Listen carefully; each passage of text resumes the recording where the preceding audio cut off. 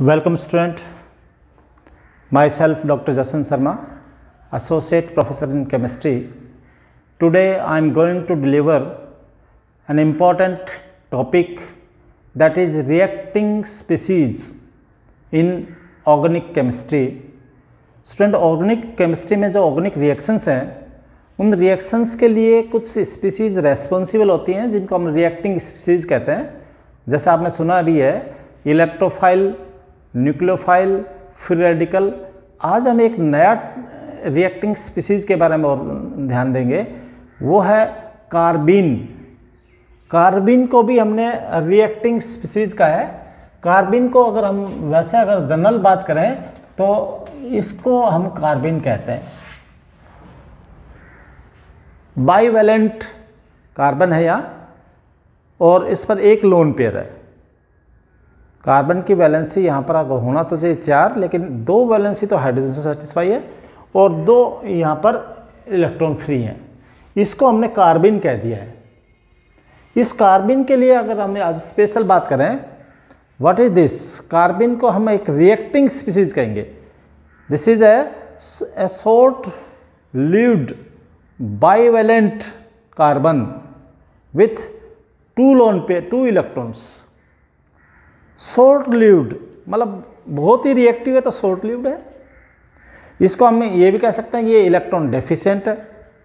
अगर हम इसमें बात करें तो कार्बन के इलेक्ट्रॉन्स देखें तो कार्बन के लिए अगर हम पॉइंट्स नंबर 1 कहें कि यहाँ पर इलेक्ट्रॉन 6 हैं, ये इलेक्ट्रोफाइल भी है और हम इसको पावरफुल इलेक्ट्रोफाइल कहते हैं तो भी कोई दिक्कत नहीं. Powerful, this is powerful electrophile. Powerful electron बहुत ज़्यादा रिएक्टिव इसलिए पावरफुल कह दिया. तो हम ये पॉइंट्स इसके लिए कह सकते हैं. और इसमें इलेक्ट्रॉन तो 6 हैं ही तो इलेक्ट्रोफाइल हो गई.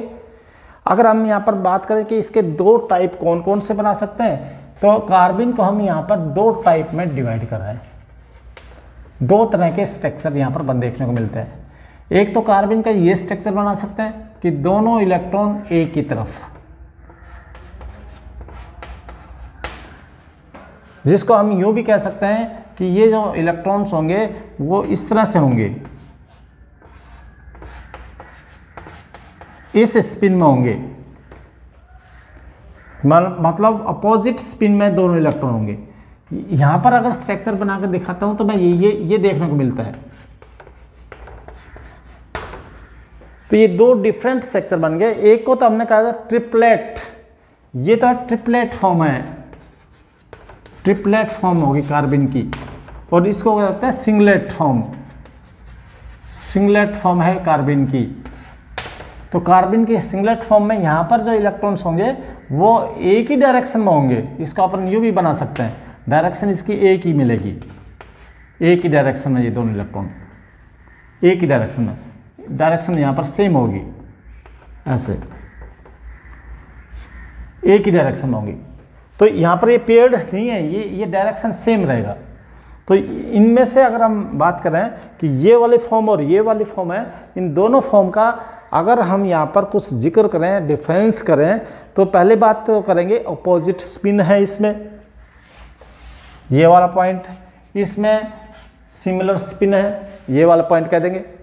दूसरा अगर हम पॉइंट कहें तो इसमें सेकंड पॉइंट इंपॉर्टेंट है कि इसमें sp2 हाइब्रिडेशन ही होगा. sp2 hybridisation, this is very important to explain hybridisation.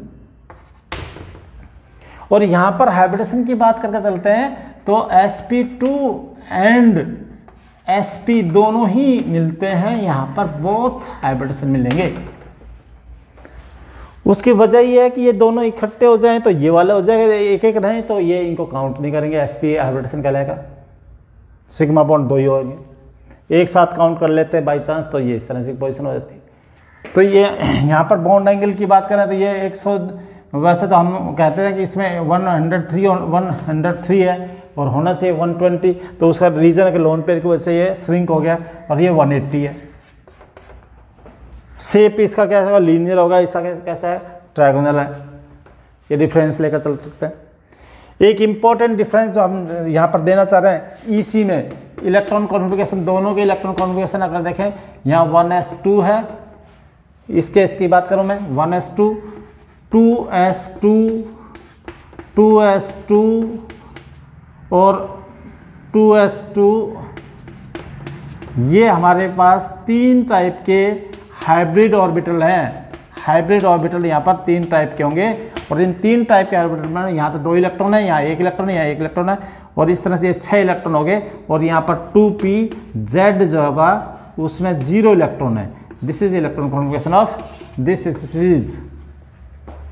यहाँ पर कितने हाइब्रिड ऑर्बिटल होंगे? 3 होंगे, क्योंकि sp2 है तो sp2 है तो sp2 के 3 बनेंगे, तीनों में 2 इलेक्ट्रॉन, इसमें 1 1 1 और यहाँ पर z में 0। इसलिए हम ये कहेंगे कि स्पिन में रहता है, साथ रहता है। और यहाँ पर अगर हम एक तो ये का ये भी हो सकता है, एक तो इसका अगर हम EC की बात करें इसमें एक तो सेम रह सकता है और एक क्या तरीका होगा 1s2 फिर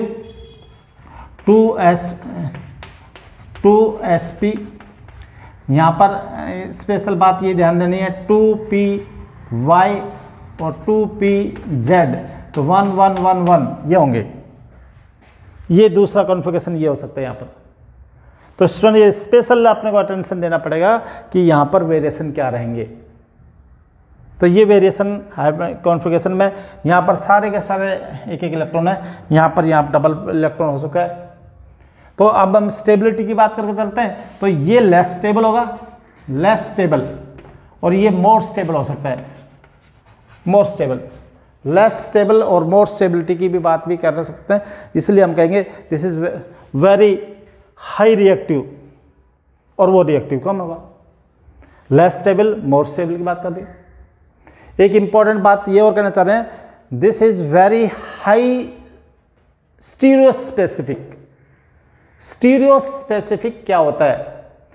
स्टीरियोस्पेसिफिक का मतलब ये होता है कि अगर मान लो मैं किसी एल्कीन से रिएक्शन कराऊं और वो सिस फॉर्म में है और इस पर यदि हम कोई भी एडिशनल कोई भी ऐड करें, जैसे ये हमने ऐड कर दिया कार्बिन, तो ये जो बनेगा साइक्लो कंपाउंड जो बनेगा, ये साइक्लो कंपाउंड जो बना है, साइक्लोप्रोपीन जो बना है, ये भी सिस निकल कर आएगा।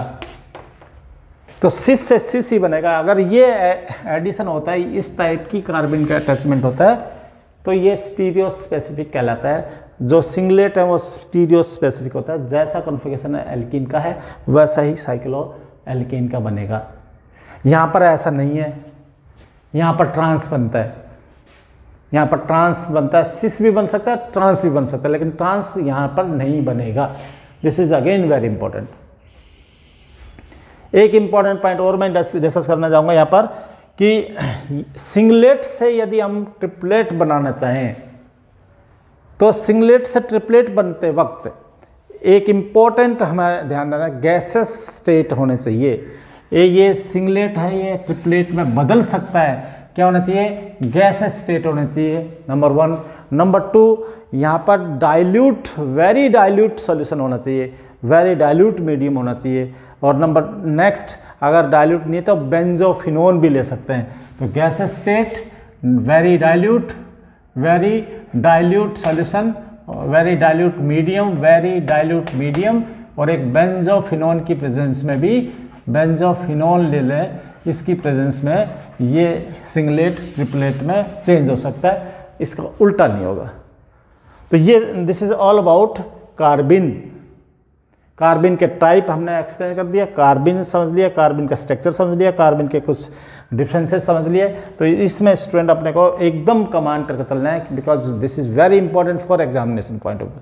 अब हम बात करेंगे कि कार्बिन को अगर हम यहाँ एक इंपॉर्टेंट चीज़ पर लेकर चलें कि कार्बिन को हम कैसे फॉर्म करें, फॉर्मेशन और इसकी रिएक्शंस को मैं थोड़ा सा डिस्क्राइब करूँगा कि कौन कौन सी ऐसी रिएक्शन है जिससे हम कार्बिन फॉर्मेशन देख पा रहे हैं। तो एक बार ध्यान दें, कार्बिन फॉर्मेशन कौन कौन सी रिएक्शंस हैं जिनसे कार्बिन बन सकता है। तो ये नोटिस मैं आपको नोट करवा रहा हूँ, नंबर वाइज आप इसको नोट कर लें। नंबर 1, फ्रॉम डाइएज़ोमेथेन, फ्रॉम डाइएज़ोमेथेन ये है, इसको हीट कर दिया जाए तो ये कार्बिन बन जाएगा। ये लो azo group out, number 1। Number 2, from ketene ketene यदि हम फॉर्मूला देखते हैं तो ये कीटीन का फॉर्मूला है। फ्रॉम कीटीन हीट करें और ये CH2 अलग और CO अलग। नंबर 3 कीटीन से बन गया और इसे फ्रॉम क्लोरोफॉर्म। तो क्लोरोफॉर्म के लिए अगर हम देखें तो यहाँ पर एल्कलाइन मीडिया लेते थे, अल्कोहलिक KOH लेते थे। ये अल्कोहलिक KOH है, इसकी प्रेजेंस में यहाँ पर जो बन रहा है पहले CCl3 बनता है, CCl3 और CCl3 नेगेटिव है। उसके बाद ये अपना आप ही डाइक्लोरोकार्बन में बदल जाता है और Cl नेगेटिव अलग होता है। तो ये भी एक फॉर्मेशन मेथड है। नेक्स्ट मेथड है gem dihalide. 4th is gem dihalide. Gem dihalide उसको बोलते हैं जब एक कार्बन पर ही 2 हैलोजन हों, तो उसको यदि हम जिंक कोई भी मेटल की प्रेजेंस में रिएक्ट करते हैं तो कार्बन बन जाता है और ये -ZnI2 निकल जाता है। तो these are the important method through which we can prepare carbon. तो ये मेथड अपने को ध्यान देने हैं। इन मेथड्स पर आपको प्रैक्टिस कर लेनी है, बुक से भी ले सकते हैं। अब हम बात करेंगे जिन रिएक्शन में कार्बन का रोल है, उन रिएक्शंस को भी हमें लेना है जिनमें कार्बन का स्पेशल रोल है। तो ये एग्जाम पॉइंट ऑफ व्यू से किसी भी कंपटीशन में पूछ सकते हैं। नंबर 1 नोट कर लें, Hofmann carbylamine test. Carbylamine test, Hofmann carbylamine test, Hofmann carbylamine test, carbylamine test. Hofmann का कार्बल अमाइन टेस्ट है, हाफमैन कार्बल अमाइन टेस्ट। इसमें स्पेशल रोल होता है। Number 2 Reimer Tiemann reaction. Reimer Tiemann reaction, Reimer RT reaction बोलते हैं। Reimer Tiemann reaction में भी carbon specially mechanism में यूज में आता है। तो ये भी एक इम्पॉर्टेंट है। Next formation of cyclopropane from alkene. Cyclopropane अभी बात कर रहे थे, साइक्लोप्रोपेन बना था, कार्बन से बन सकता है साइक्लोप्रोपेन, वो भी इसी की रिएक्शन है। एक है इंसर्शन रिएक्शन कह सकते हैं, जिसमें CH2 ग्रुप डायरेक्ट इंसर्ट हो जाता है। तो insertion of CH2 group reaction के इंसर्शन रिएक्शन कह सकते हैं। ऐसा ही रिंग एक्सपेंशन रिएक्शन होती है, जिनमें रिंग मान लो हमारे पास अभी 4 कार्बन की तो हम 5 कार्बन की बना सकते हैं, 5 कार्बन की तो 6 कार्बन में हम यूज ले सकते हैं। ऐसे ये हमारे लिए टोटल 5 टाइप की रिएक्शंस हो गई हैं। इन 5 टाइप की रिएक्शंस को अब बुक से भी स्टडी करें, मैटर कलेक्ट करें, मेरा PDF देख लेंगे, उस PDF में आपको ये सारा का सारा मैटर मिलेगा। तो आई थिंक आपको ये टॉपिक भी क्लियर होगा। Students, it's all about carbon. Thank you very much.